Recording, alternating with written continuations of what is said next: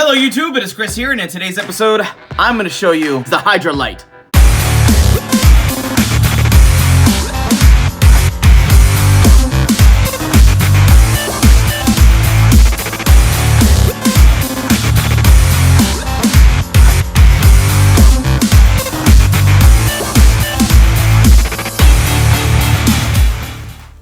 Welcome back everybody, and thank you for sticking with me. Like I said, today we're going to be doing a full test and review of the Hydralight by some company. I think it's Hydralight. So at first glance, you're looking at this going, holy freaking good lord, this is huge! And you would be right.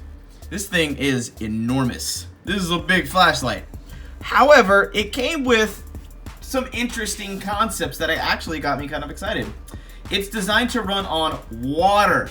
No batteries whatsoever. So the core concept of it got my tickles in a fancy. I was like, oh man, this is cool. This is brand new technology. Maybe we'll phase out batteries altogether. Yeah, but not so fast. That's yeah, pump the brakes, Chris. Yeah, read the fine goddamn print first. So when I got this package in the mail, I started reading over all the fun little nuggets of information. I was like, oh man, this is actually pretty cool. Till I got to this. Disclaimers. And I'm just gonna leave that right there and you guys can kind of check that out. I'm gonna get right down to business. The core concept of this flashlight is actually pretty cool. It has a fuel cell built inside, and you unscrew the cap, you actually dip it in water for 7 to 10 seconds, then you shake out the excess, plug it in, turn it on, and ready to go. And on the one given power mode you have for whether you're using the flashlight or the lantern function, it is a 2-in-1 device.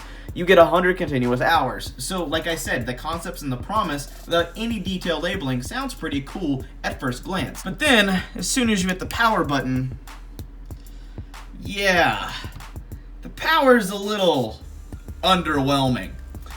So we decided to take this bad boy on a full charge outside and test it against things, and we realized it is crazy dim. So we wanted to give it a fair contest as a flashlight. So we took the Hydralight and pitted it up against the Photon Micro X keychain light. See where I'm about to go with this? So we did some testing indoors and outdoors and found the Photon Micro X light, which is the original American-made one, is far superior in brightness and in every way. This flashlight only has one mode and 2 settings. The flashlight, then you pull it out to turn in the lantern mode, and it's really not even good at its job in that fashion. This little $10 light is, I dare say, 3 to 4 times brighter. It has very cheap replaceable batteries. It is a tough little keychain light, very conveniently sized, very, very lightweight. And it has 7 different modes on this thing. This thing has 7 different modes. It's dimmable, it glows in the dark, it has SOS functions, it has strobe lights, it has a bright beacon mode. So, the lack of performance in this gargantuan baseball bat crowbar Hulkbuster 3000 is starting to kind of fall short. We might just need to give it a prescription of, Cialis. So, taking the flashlight out of the equation and using it as a lantern, I decided to pitch it up outside and see how bright it'd be. And we did that, and it actually got a little bit brighter. It was a little more intense with the reflection from the clear plastic, the chrome plastic on there. And I was like, you know what, that's a little bit better. So we decided to take it against the smallest lantern I own, which is the Goal Zero Micro Lantern. I really wish I had the flashlight version, but it's okay. For test purposes only, and we decided to turn this thing on, and this is on normal, and this is on low. Now, remember what I said, this lasts for 100 hours.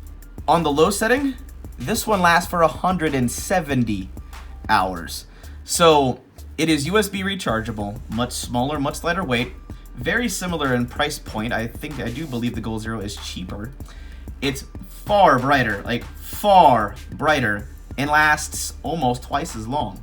Not to mention the actual hardware to hang this thing up is made of metal, which I do believe is a steel clip.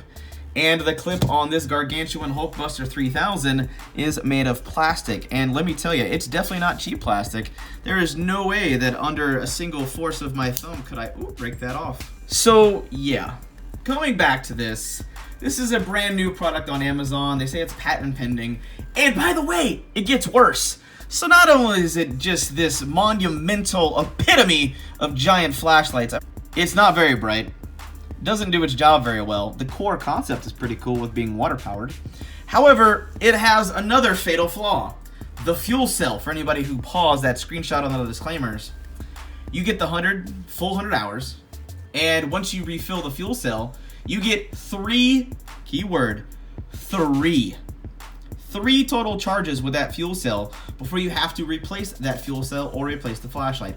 And at this current time, because it's so freaking new, I actually don't know if they have replacement fuel cells, and you'll have to just buy a brand new flashlight.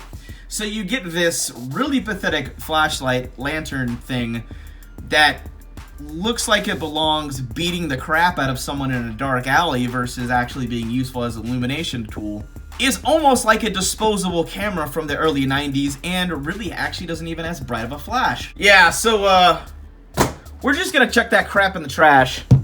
And I would rather just buy a really nice flashlight from some like ThruNite, WowTac. Shoot, I would even take the freaking Tip by Nitecore, which is around the same price point and a much smaller form factor. And let me tell you, the performance just, it outperforms.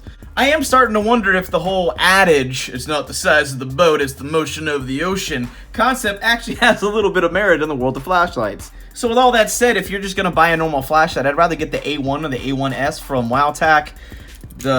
These two keychain lights would do phenomenal, but if you were going after that as a dual-purpose lantern, the Goal Zero Micro Actual Lighthouse Lantern works really freaking well, and they actually have a flashlight variant that actually has a mode where there's a flashlight up top and the lantern on the bottom. And like I said, this lantern on low is far brighter, as you saw on the test footage, but it lasts for a 170 hours, which is almost twice as long as that piece of crap. So with the fact that it's super clunky, not well made, has cheap materials, isn't very bright, and has a fuel cell that lasts for 3 full charges, it's definitely getting the worst flashlight on Amazon.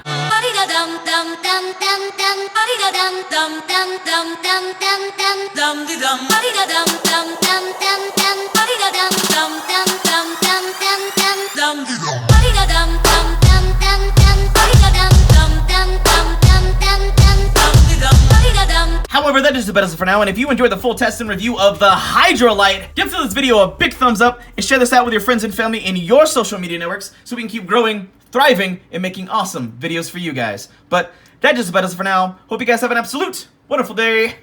I'm out.